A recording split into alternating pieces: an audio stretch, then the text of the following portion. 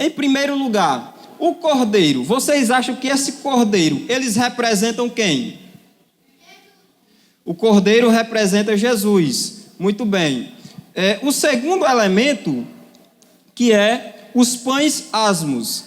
Quando a Bíblia fala em pães asmos, está se referindo a um pão que não tem fermento em sua massa, tá certo? É um pão sem levedura, sem fermento, tá certo? E o pão, ele também vai representar quem? A carne de Cristo Jesus, que foi rasgado na cruz do Calvário, segundo a Bíblia vai nos ensinar.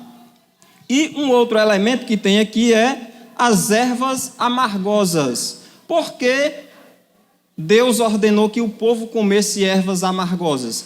Para relembrar o período de escravidão que foi amargoso para o povo de Israel enquanto eles estavam na terra do Egito.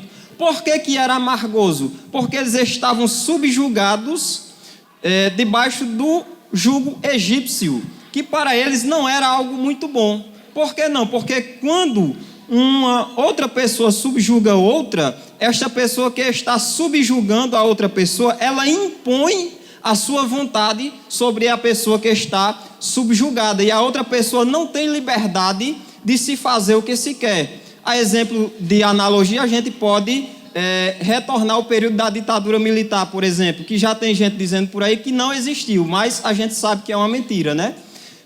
Então, as pessoas que estavam subjugadas não tinham vontade própria. Por isso que Deus disse, comam ervas amargosas, para vocês relembrarem o quanto foi amargoso para vocês, o quanto foi ruim, o quanto foi dificultoso para vocês passarem esse período de cerca de 400 anos debaixo do jugo egípcio. E aí, por que eles tinham que lembrar disso? Para eles se lembrarem não somente do tempo de dificuldade, mas também do grandioso ato de Deus de tirá-los da terra do Egito e colocar em uma terra que emana leite e mel, que era a terra de Canaã. Então nós temos esses três elementos, cada um deles com um significado espiritual para aqueles que creem que a palavra de Deus é a Bíblia Sagrada. Até aqui entenderam? Alguma dúvida ou alguém tem alguma pergunta sobre esses elementos? Não? Se lembrem que é uma roda de conversa, eu preciso que vocês dialoguem comigo também, tá certo? Então este era o primeiro ponto a ser discutido. O segundo ponto. O terceiro ponto, o percurso escriturístico, a Páscoa cristã. Então nós vamos ver aqui nesse texto, que é o de Lucas, capítulo 22 e versículo 15, quando Jesus Cristo, ele institui ou celebra, melhor dizendo, a Páscoa com os seus discípulos. E eu gostaria de ler esse texto, em especial o do evangelista Lucas. Por que eu digo em especial o do evangelista Lucas? Porque ele, além de médico, ele era historiador. E o historiador, vocês sabem que ele, para estudar a história, ele precisa reunir os fatos que aconteceram no passado e colocá-los em uma linha do tempo. Então, Lucas, como historiador, ele vai dizer, no capítulo 22, no versículo 15, e disse-lhes, quem disse isso? O contexto vai dizer que é Jesus quem está falando, né? Desejei muito comer convosco esta Páscoa, antes que padeça. Então, nós vemos aqui nesse texto de Lucas, sob uma perspectiva histórica, que Lucas ele está narrando, ele está contando a respeito do momento em que Jesus ele celebra também a Páscoa dos judeus, juntamente com o seu círculo familiar mais íntimo, em um sentido espiritual, que era o seu colegiado apostólico constituído por 12 homens que ele mesmo escolheu e que ele mesmo separou para estar junto com ele durante os seus 3 anos e meio de ministério aqui na terra. Então ele diz, desejei muito comer convosco esta Páscoa. Então nós vemos que Jesus, ele dá uma importância singular para este acontecimento da Páscoa, que Jesus, ele cumpria a questão da Páscoa nos seus dias, e não somente isto, com ele celebrando esse evento da Páscoa, ele também está instituindo ali a Páscoa cristã, que nós vamos ver que é continuada através da Santa Ceia do Senhor, como o apóstolo Paulo vai nos instruir em 1 Coríntios, no capítulo 11, do versículo 23 até o versículo de número 25. Então nós vemos que o Senhor Jesus, ele também deu importância especial à Páscoa, porque ele sabia o que a Páscoa representava. Agora eu pergunto para vocês, o que vocês acham que a Páscoa representa? Representa Jesus, o que mais? O Cordeiro. Representa ou aponta para a ressurreição da carne. Alguém mais? Ressurreição de Jesus. Aponta para a cruz, né? Então, tudo isso que vocês estão dizendo está correto. A Páscoa, ela envolve todos estes acontecimentos que vocês mencionaram, a ressurreição de Jesus, o jumento que carregou Jesus, né? Que Jesus, o povo estava esperando um libertador que viesse em um cavalo de guerra para libertá-los do jugo romano, mas Jesus entrou assentado em um jumentinho, né? Então aquilo para eles foi uma afronta. Então nós vemos que tudo isso é de suma importância, porque Jesus, ele também celebrou esta Páscoa. Um outro momento que a gente tem que discutir agora, já que a gente discutiu as origens da Páscoa, né, que remontam-nos lá ao antigo Israel, quando eles estavam ainda no Egito. O segundo ponto foi explicar os elementos pascais. O terceiro ponto foi falar sobre a Páscoa cristã, que foi instituída pelo próprio Cristo, né? Cristã porque vem de Cristo. E agora eu gostaria de falar com vocês a respeito da Páscoa cultural que se desenvolveu a partir do último século, tá bom? Que é a Páscoa comercial.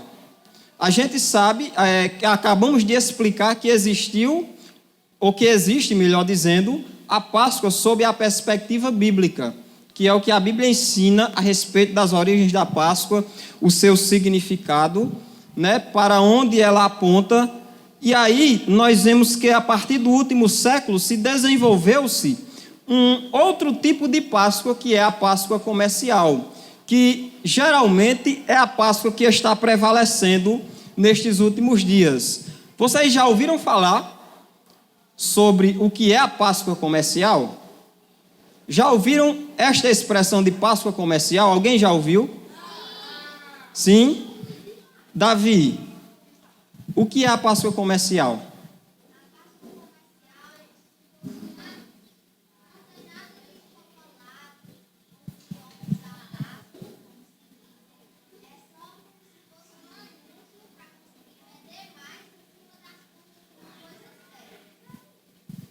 Olha aí.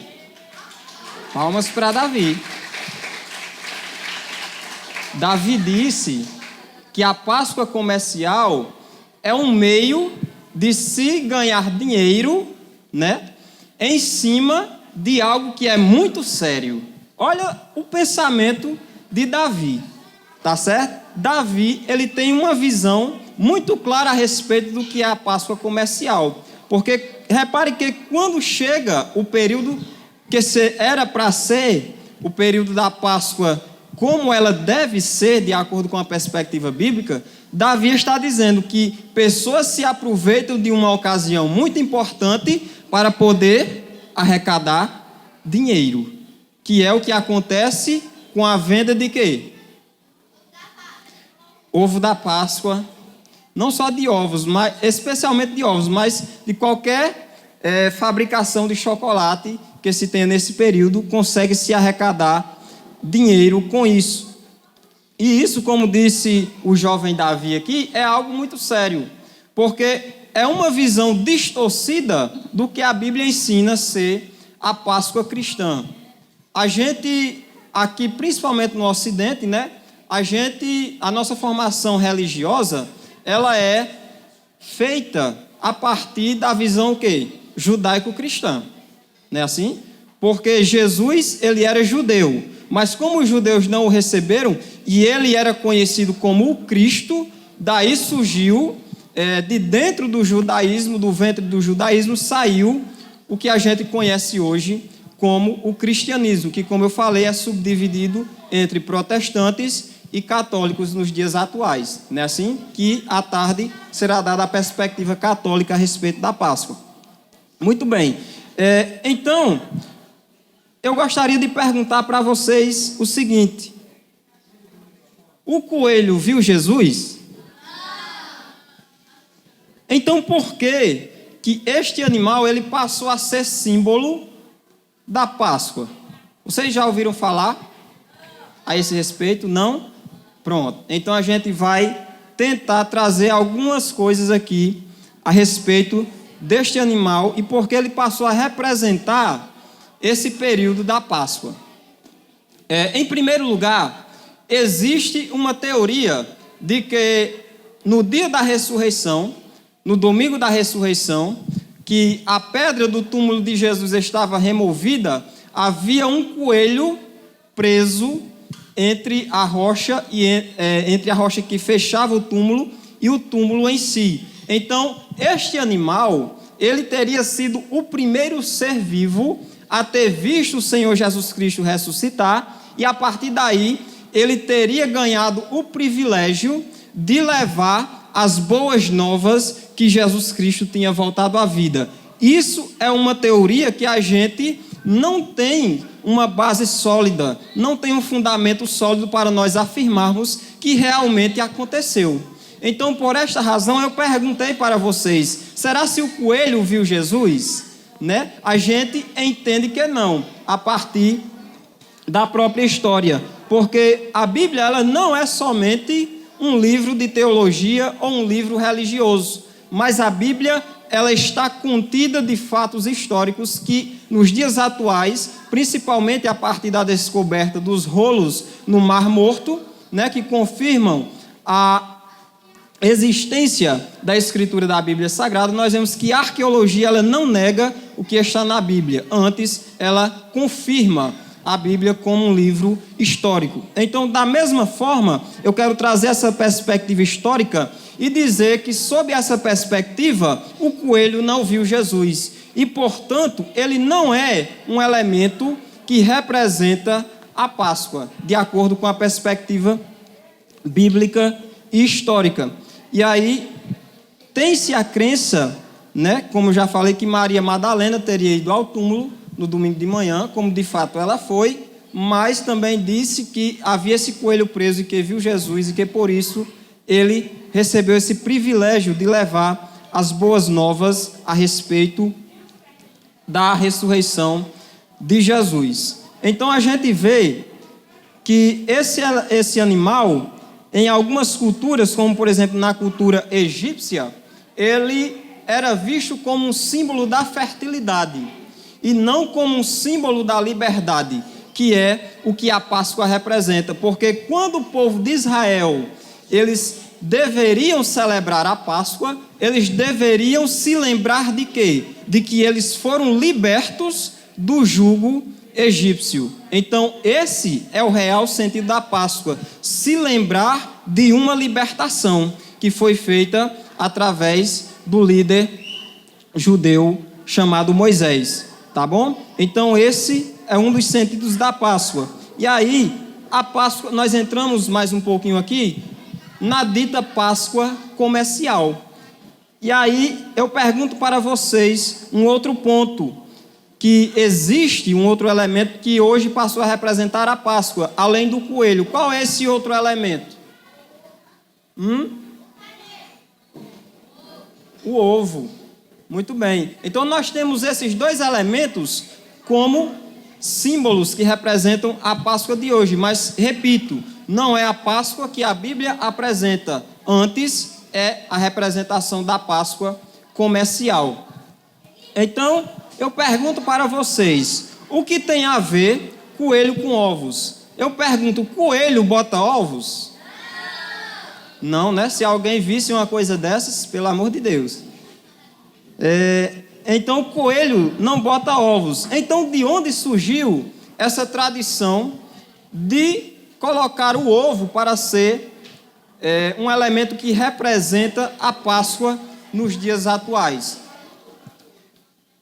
Tem-se a crença de que na Alemanha, tem-se a crença não, é documentado que na Alemanha existe um costume no período pascual da primavera de que as pessoas, elas tinham o costume de pintar ovos e esconder estes ovos em partes da casa para que as crianças procurassem esses ovos e se elas achassem esses ovos, poderiam degustá-los, ou seja, poderiam comê-los. E aí, esse costume no Brasil, né, veio a partir exatamente dos imigrantes europeus. A partir do século XX, lá pelo início do século XX, entre 1910 e 1920, a gente tem a instituição desse costume também aqui no Brasil. E a partir daí se desenvolve, né, queridos alunos e ouvintes, a questão da Páscoa comercial. A partir do surgimento dos ovos como representação da Páscoa em outros países e que foram trazidos para a cultura brasileira, também se instituiu aqui no Brasil a questão de se vender ovos e eles passarem a representar também a Páscoa. Mas, repito, não a Páscoa na perspectiva bíblica, mas a Páscoa comercial, que é para ganhar e arrecadar dinheiro. Então, os ovos de chocolate mobilizam atualmente inúmeras fábricas do país. Então, veja que nesse período do final de março para o começo de abril aqui no Brasil, as fábricas de chocolates, elas têm um crescimento avassalador no que diz respeito a poder aquisitivo. Por quê? Porque eles começam a fabricar ovos de chocolate, vendem e arrecadam dinheiro. Então, essa é a Páscoa comercial que a gente tem hoje como representação da Páscoa, que não é, na verdade, uma representação do seu sentido real. Tá bom? E aí nós temos aqui ainda mais 2 pontos para tratar, já estou terminando, e eu gostaria de convidar aqui 3 voluntários, porque diante de tudo que eu expliquei, né, a gente encontra pelo menos 3 desafios para a festa da Páscoa no seu sentido real, no seu sentido bíblico. E quais são esses 3 desafios? E aí eu vou precisar de 3 voluntários para vir aqui à frente e ler esses 3 papeizinhos que eu trouxe aqui, que eu vou ler e vou perguntar para a pessoa que leu qual é o desafio que esse versículo representa em relação à Páscoa. Entendido? Entendido? Todo mundo entendeu? Pronto. Temos aqui 4 turmas, é? Alguém vai ficar de fora. Mas não tem problema. Eu gostaria de um representante, é do 4º ano, é? Do 4º ano, do 5º e do 6º.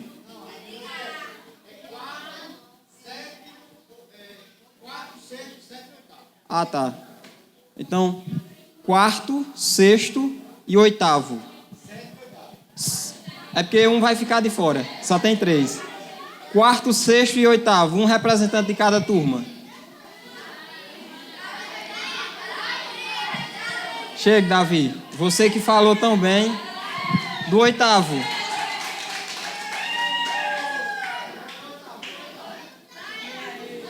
Alguém do 8º?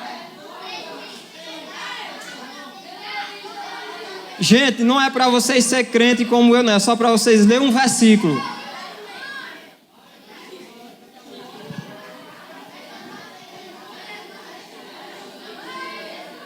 Ninguém do 8º? Então do 7º.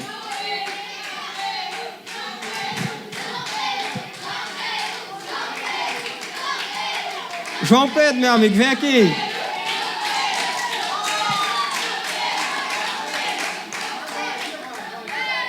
Tá bom, após chega, Bia. Pronto. Então, diante de tudo que eu já discuti aqui, eu percorri o percurso histórico, o percurso escriturístico, falei um pouco a respeito da Páscoa comercial. Existem ou surgem pelo menos 3 desafios em relação à celebração da festa da Páscoa. E aí, eu vou pedir que cada um desses alunos leiam esse trechinho. Davi, do 4º ano, você, né, Cecília? Davi do 6º e Bia do 7º, né? Então eu gostaria de começar aqui em ordem crescente, né? O primeiro desafio que surge da Páscoa é o desafio que Cecília vai ler, que ela vai ler, e eu vou perguntar para vocês se vocês conseguem descobrir qual é esse desafio da Páscoa. Não é para você dizer, Cecília, só você que sabe, tá bom? Qual é esse desafio? Então Cecília vai ler esse texto e eu vou perguntar para vocês qual é o desafio que esse versículo nos apresenta em relação à Páscoa. Chegue, Cecília. Não, você não é para ler o desafio, é só o versículo. Qual é o versículo? Isso aqui você não lê não, viu? Uhum. É só daqui, ó. Ora, Lá. tudo os anos e a seu pai a Jesus Jerusalém. além a festa da Páscoa. Pronto, vou repetir aqui um pouco mais alto, que Cecília leu baixo, mas nos diz assim: ora, todos os anos iam seus pais a Jerusalém à festa da Páscoa. Lucas capítulo 2, versículo 41. Agora eu pergunto para vocês: vocês conseguem ver algum desafio neste versículo em relação à Páscoa? Por que vocês acham que todos os anos os pais de Jesus iam a Jerusalém celebrar a festa da Páscoa? Eu falei que a Páscoa ela era para ser o quê?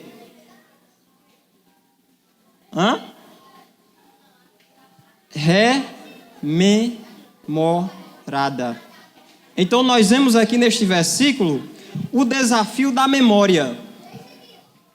Tá certo? Porque a Páscoa, quando a gente vai ver lá no texto de Êxodo, capítulo 12, lá nos versículos finais, diz que a Páscoa era para ser uma festa de duração perpétua. Ou seja, todos os anos o povo de Israel tinha que celebrar a festa da Páscoa. Com o intuito de quê? De rememorar, ou seja, de relembrar aquele momento de sofrimento que eles passaram na terra do Egito, mas também lembrar ou relembrar o momento de triunfo que eles tiveram quando Deus os libertou através de Moisés da terra do Egito. Então o primeiro desafio que surge da Páscoa é se lembrar dela de acordo com o que a Bíblia ensina. É se lembrar dela e se lembrar do que ela representa para cada um de nós. Se lembrar do que Jesus fez por cada um de nós. Então este é o primeiro desafio. O desafio da memória, que é rememorar.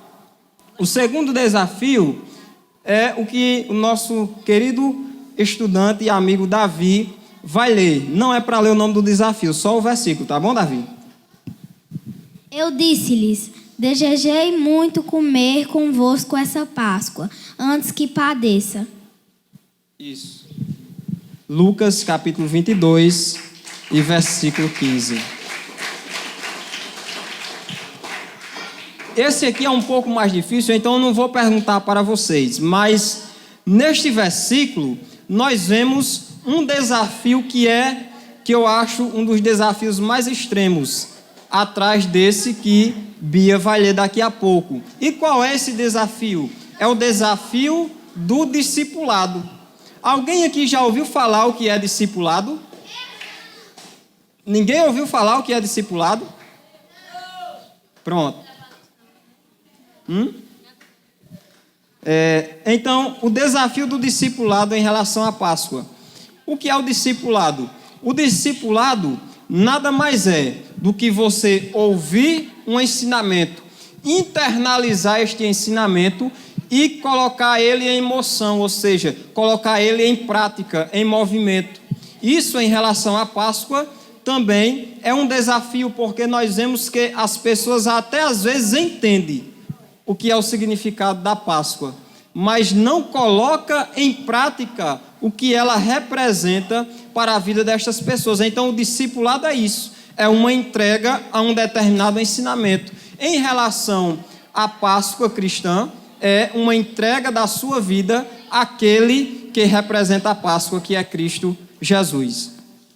E o último desafio, que esse eu acredito que todos vocês vão descobrir de primeira, né? Que é uma das coisas que a gente mais enfatiza no meio cristão, mas muitas das vezes na prática ele não é vivenciado como deveria ser. E aí a jovem Bia vai ler o versículo e vocês vão dizer qual é esse desafio que a gente tem hoje, que eu acredito ser o maior desafio da humanidade. Ora, antes da festa da Páscoa, sabendo Jesus que já era chegada a sua hora de passar deste mundo para o Pai, como havia amado os seus que estavam no mundo, amou-os até o fim. João capítulo 13, versículo 1.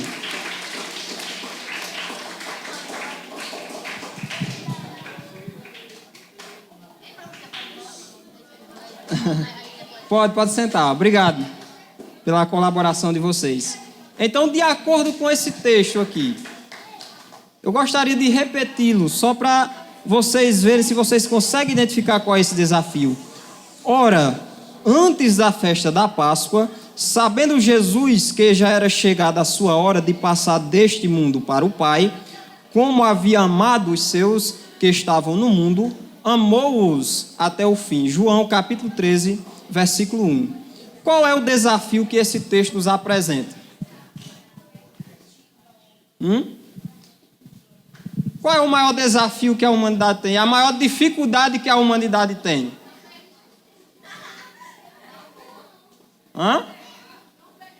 Não pecar? Não, não é isso não. Quem disse amar aí? Eric está atento, a professora Vanusa aqui também. Então, a maior dificuldade que a gente vê hoje no mundo é o amor. É a falta de amor que a gente tem pelo nosso próximo. É a maior dificuldade. Porque se todo mundo cumprisse o que Jesus disse, amai-vos uns aos outros como eu vos amei, o mundo não estava no caos que está hoje. Então, a festa da Páscoa, ela apresenta também esse desafio do amor. Porque através da Páscoa, Deus, ele não somente disse que amava, mas ele provou que amava. E como foi essa prova? Morrendo por todos nós. Então, esse é o maior desafio, não somente da festa da Páscoa, eu repito, mas de todo o mundo, que é nós demonstrarmos amor pelo nosso próximo, tá certo? Então, em um mundo que a gente vive hoje, como por exemplo, há uma diferenciação que eu acho ridículo, que é uma diferenciação racial. O branco, ele é superior àquela pessoa de pele escura. O que é isso? Isso é falta de amor. Tá certo? Então, meus queridos, que nós venhamos pensar nesses 3 desafios que a Páscoa nos apresenta. O desafio da memória, que nós venhamos sempre lembrar do que Cristo fez por nós. O desafio do discipulado, que nós não somente venhamos lembrar, mas venhamos colocar em prática aquilo que Cristo nos ensinou. E que nós, acima de tudo, não somente também na semana da Páscoa, mas por todo o percurso da nossa vida aqui em cima desta terra, nós venhamos amar o nosso próximo. Nós venhamos considerá-los superiores a nós mesmos, como disse o apóstolo Paulo, quando ele diz: considerai-vos uns aos outros superiores a si mesmos. Então, se cada um se considerar em igualdade, não haverá mais diferenças entre nós. Então, isto também é um desafio para nós. E por último, eu gostaria de ler um texto e apresentar para vocês o real sentido da Páscoa, que é o que a gente tem tratado aqui desde o início. E o real sentido da Páscoa, a própria Escritura vai nos ensinar. O real sentido é a pessoa de Jesus e o que ele fez por nós. Então, que nós venhamos sempre lembrar disso, que a Páscoa não é sobre coelho ou ovos de chocolate, mas que a Páscoa é sobre alguém que se tornou, que era Deus, se tornou carne e morreu numa cruz para nos dar a vida, para nos dar a oportunidade de conhecê-lo. Então, esse é o real sentido da Páscoa, porque a Páscoa ela significa libertação. E Cristo, segundo a crença que nós temos na Páscoa, ele morreu para nos libertar dos nossos atos pecaminosos. Então, meus queridos, esta era a palestra que eu tinha para vocês nesta manhã. Espero que eu tenha trazido uma reflexão que tenha sido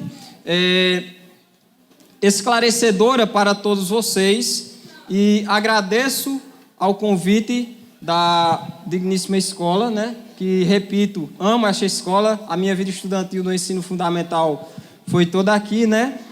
E tive o privilégio de ensinar aqui ano passado. Então esta escola mora no meu coração. E agradeço bastante ao convite.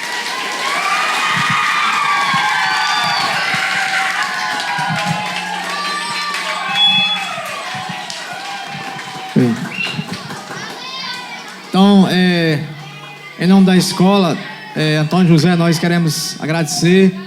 Para quem, silêncio, por favor, silêncio, por gentileza. Quem prestou atenção bem direitinho, quem estava atento à palestra, viu que foi uma verdadeira aula, né? Assim, da importância da Páscoa, né? Então, assim, foi uma verdadeira aula aí. Infelizmente tem alguns que, né, não prestam atenção, infelizmente, mas para quem estava atento ali, viu que o que Antônio José abordou aqui realmente foi uma verdadeira aula em relação a esse tema da Páscoa. Então, Antônio José, a gente fica imensamente agradecido pela sua presença aqui, que tão brilhante abordou o tema, tá certo? Então, com certeza nós iremos chamá-los outras vezes. Muito obrigado. Nós agradecemos. E não acabou não, espera aí. Vamos fazer. Ó, pessoal, pronto. Ó, a gente vai, vou chamar aqui Nega para entregar aqui um mimo, né? Vamos chamar assim, para Antônio José, o nosso palestrante, por favor. Antônio José.